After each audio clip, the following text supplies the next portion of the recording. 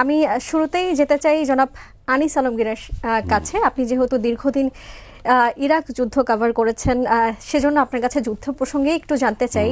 আপনি নিশ্চয়ই দেখেছেন এবং আপনি নিশ্চয়ই জানেন যে ইরান, ইসরায়েল এবং যুক্তরাষ্ট্রের যে যুদ্ধ চলছে সেখানে কিন্তু ইরানের খুব সহজে দমে যাবার কথা ছিল এবং কাবু হওয়ার কথা ছিল, কিন্তু আমরা উল্টো চিত্র দেখতে পাচ্ছি যে ইরান উল্টো যুক্তরাষ্ট্র এবং ইসরায়েলকে কাবু করে ফেলছে।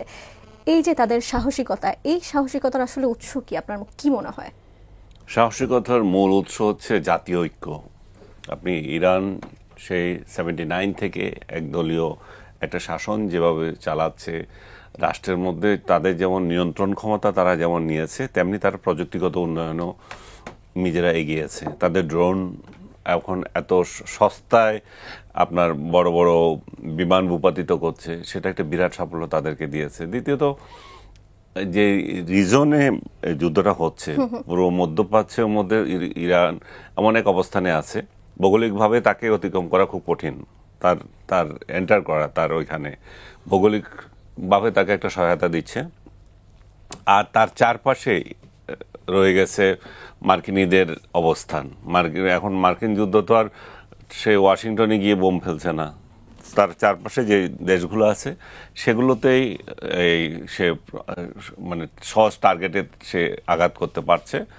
তো সব দিক দিয়ে মিলিয়ে ইরান খুব সহজে কাবু হয়ে যাওয়ার যে কথাটা ছিল সেটা হয়নি। কারণ এখানে আরো একটা বিষয় আছে, তার মধ্যপ্রাচ্য প্রতিবেশীগুলো শুধু হুমকি দিচ্ছে, তারা যদি এটাতে অংশ নেয় তাহলে কিন্তু আবার অন্য ধরনের হয়েও যেতে পারে। তারা তাদের নিজস্ব স্বার্থে এটা অংশ নিতে পারছে না এখন, কারণ তাদের শাসকগুলো ইরানের বিরুদ্ধে থাকলেও আবার জনগণ কিন্তু ইরানের পক্ষে আছে।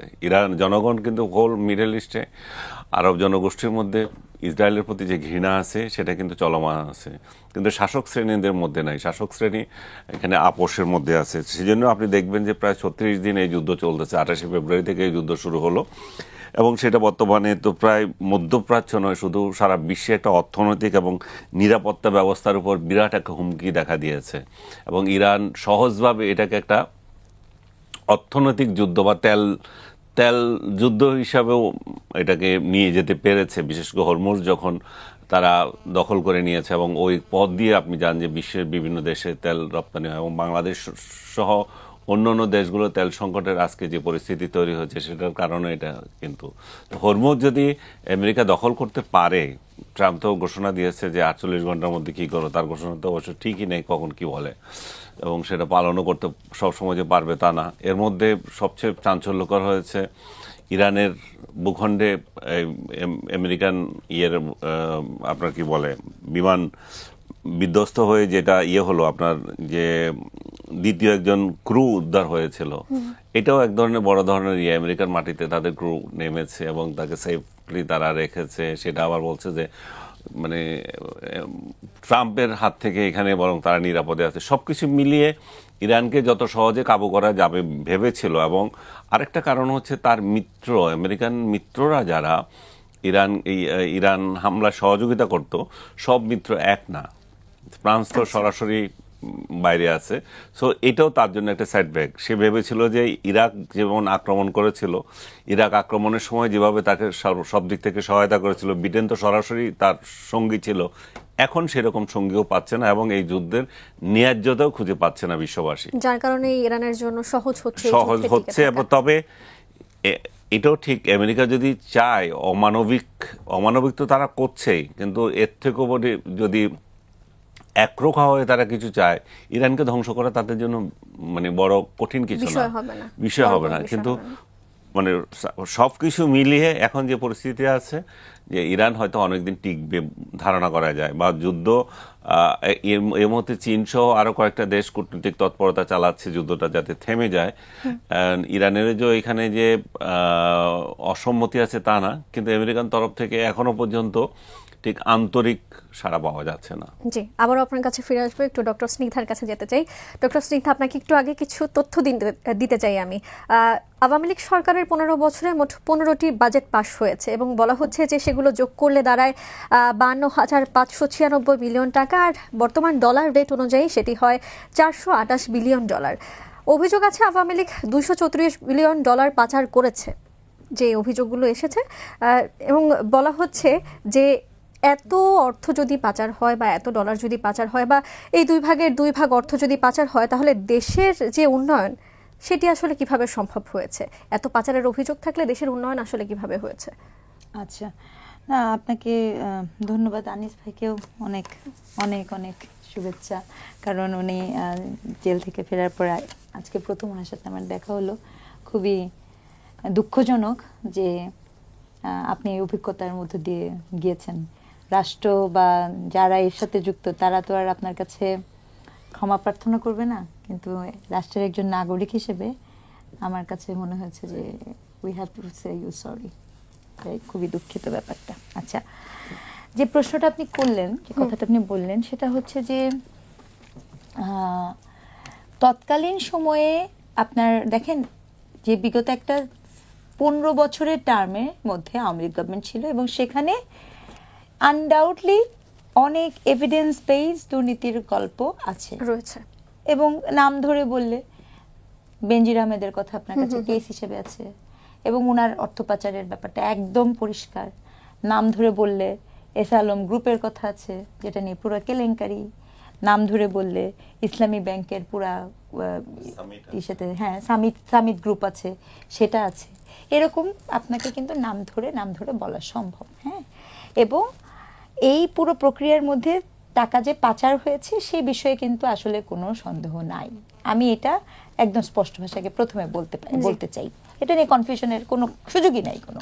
হ্যাঁ, কত টাকা পরিমাণ পাচার হয়েছে সেটা নিয়ে হয়তো আমরা আলাপ করতে পারি, যে পরিমাণটা কত আলাপ করতে পারি, কে কে টাকা পাচারের সাথে যুক্ত ছিল সেটা নিয়ে আমরা আলাপ করতে পারি, কিন্তু টাকা পাচার হয়নি এটা এটা নিয়ে আমার কোনো দ্বিধা নেই। আরেকটি যেটা বিষয় খুব গুরুত্বপূর্ণ, সেটি হচ্ছে যে দেশীয় উন্নয়নের সাথে টাকা পাচারকে আমি যুক্ত করব না, কারণ আমি মনে করিয়ে দিতে চাই আমাদের এই উন্নয়নের পদ্মা সেতু ছাড়া আরো অনেকগুলো কিন্তু চুক্তি ভিত্তিক প্লাস হচ্ছে ঋণ কেন্দ্রিক। এটাও কিন্তু সত্য, আপনি বিভিন্ন জায়গা থেকে ঋণ করেছেন এবং চুক্তিও আছে, ঠিক আছে। যেমন মনে করেন রাশিয়ার সাথে যুক্ত পারমাণবিক কেন্দ্র আপনি করেছেন, তারপরে মেট্রো রেলের চুক্তিটা সম্ভবত চায়নার সাথে মিলে করা, যদি আমি ভুল না হয়ে থাকি। এরকম অনেকগুলো চুক্তিও থাকে, দ্বিপাক্ষিক চুক্তি থাকে, নানা ধরনের কিছু থাকে। তো সেটা একটা প্রক্রিয়ার অংশ। কিন্তু প্রসঙ্গ হচ্ছে যে এই মুহূর্তে এই আলাপটা আসলো কেন? আমরা যদি পাচারকৃত অর্থ ফেরত নিয়ে আসতে পারতাম। দেখেন, আমি একটা কথা সবসময় বলি এবং ওই সময়ও বলেছি যে পৃথিবীর অন্য দেশেও দুর্নীতি হয়, পৃথিবীর অন্য দেশে দুর্নীতি হয় না এরকম না গল্পটা, কিন্তু অন্য দেশে যখন দুর্নীতির টাকাটা আসে সেই টাকাটা ওই মার্কেটের ভিতরে রিইনভেস্ট হয়। যখন টাকাটা অর্থনীতির দুষ্ট অর্থনীতির চক্রতে আপনি যখন টাকাটা ওই মার্কেটে ইনভেস্ট করবেন তখন কিন্তু ওই দেশের ক্ষতি হয় না। কিন্তু আমার দেশে যেটা হয় যে টাকাগুলো পাচার হয়ে যায়। আচ্ছা, এগুলো ওই দুর্নীতি তো আপনি সদ্য যে দুর্নীতি আছে, যে অভিযোগগুলো আসছে, সেখানেও তো আমরা অনেকভাবে অনেক ধরনের কথা শুনছি। হামের টিকার কি হলো? হামের টিকা নিয়েও আমরা বেশ হামের কথা টিকা শুনেছি। নিয়ে কি হলো আপনি চিন্তা করে দেখেন। আমার ছোট ছোট শিশুদের, এটা তো আমার জন্য রীতিমতো বিস্ময়কর। এই সময় কেউ কোনো বাচ্চা হামে আক্রান্ত হয়ে মারা যাবে, এটা কেমন একটা ব্যাপার। এটা তো এমন WHO তেমন কিছু বলেনি। তাহলে আপনি হামের টিকা নিয়ে কি হলো? আপনি ওই স্বাস্থ্য উপদেশটা নিয়ে কত আমরা কথা বলেছি, আমরা আসলে বুঝতে পারলাম না আসলে কি হয়েছিল, কেন হয়েছিল, কিভাবে হলো। তাহলে এই প্রশ্নগুলো তো আসে। তো দুর্নীতি যে চক্র, টাকা পাচারের বিষয়, টাকা পাচার কতভাবে কত গ্রুপের মধ্য দিয়ে, কত কত কোম্পানির মধ্য দিয়ে, কত কত চুক্তির মধ্য দিয়ে হয়ে যায়। রাতের এখন মনে করেন ঠিক রাইট নাও আমেরিকান যে চুক্তি আছে, নন ডিসক্লোজার কন্ট্রাক্ট, কিন্তু সেটাকে এটা নিয়ে যে আমি কথা বলবো, যে কন্ট্রাক্ট নন ডিসক্লোজার, সেই কন্ট্রাক্ট নিয়ে কিন্তু আমার কথা বলারও কোনো এখতিয়ার নাই।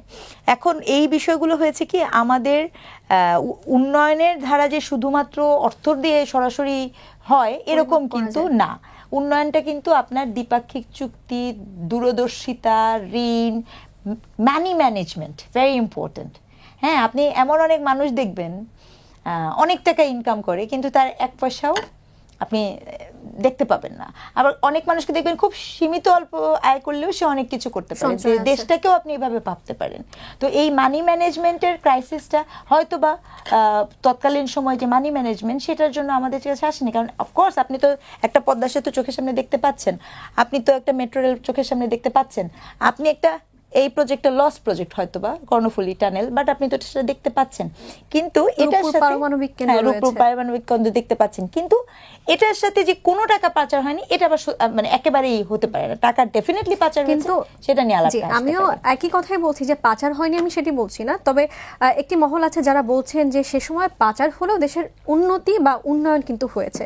কিন্তু তারা যখন অন্তর্বর্তী সরকারের কথা বলছেন তখন বলছেন যে অনেক অনেক অর্থর হিসাব নাই হয়েছে, কিন্তু উন্নয়নের কোনো গল্প নেই। কে বলেছে উন্নয়নের গল্প নেই? ওনারা দেখতে পাচ্ছেন না। একটি মহল বলছে। না না, ওনারা দেখতে পাচ্ছেন না। অন্তর্বর্তী সরকারের সময় আমি এখানে দুই ভাগে বলবো, একটা পজিটিভলি বলি, একটা নেগেটিভ বলি। তখন একটা কথা বলা হয়েছিল, আমাদের রিজার্ভের অবস্থা খারাপ ছিল, রিজার্ভটা বেড়েছে, উইচ ইজ গুড, কিন্তু উন্নয়নে আপনি এটা কেন এটি তো বলবেন? ঋণ পরিশোধ ঋণের না মাত্রা করে- বেড়েছে, আমি বলছি না করে। উন্নয়নকে আপনি কিভাবে দেখবেন সেটা একটা ব্যাপার। ঋণের মাত্রা বেড়েছে, এটা একটা উন্নয়ন না? মব বেড়েছে, এটা এগুলো উন্নয়ন না? কি আশ্চর্য! আপনি উন্নয়ন কিভাবে দেখেন কেন? উন্নয়নকে নানাভাবে পাঠ করতে হবে। উন্নয়নকে শুধু পজিটিভ ভাবে দেখলে তো হবে না। আমরা উন্নয়নের ডিসকোর্সে ঢুকেছি, তখন আমাদের মানবিক উন্নয়নের অবস্থা একেবারে জিরোতে চলে গেছে। এক পক্ষ এসে জিনিসপত্রের উন্নয়ন করেছে, আরেক পক্ষ এসে ভাবছে যে এত জিনিসপত্রের উন্নয়ন হয়েছে, এবার আমরা মবের উন্নয়ন করি, এবার আমরা ওই যে কি জানি বলে, ঋণের উন্নয়ন বৃদ্ধি করে দিই, এবার আমরা বেকারদের উন্নয়ন করে দিই, মানে বেকার সংখ্যা বেড়ে গেছে, এটা উন্নয়ন না? কি বলেন? মুক্তিযুদ্ধের ভাস্কর্যগুলো ভেঙে দিই। হ্যাঁ হ্যাঁ, ওটাও তো একটা উন্নয়ন। মানে ওনারা হয়তো ভাবছিল যে ভেঙে আবার করবে, আপনি এভাবে ভাবতে পারেন। জি, আমি আমার উত্তর পেয়েছি।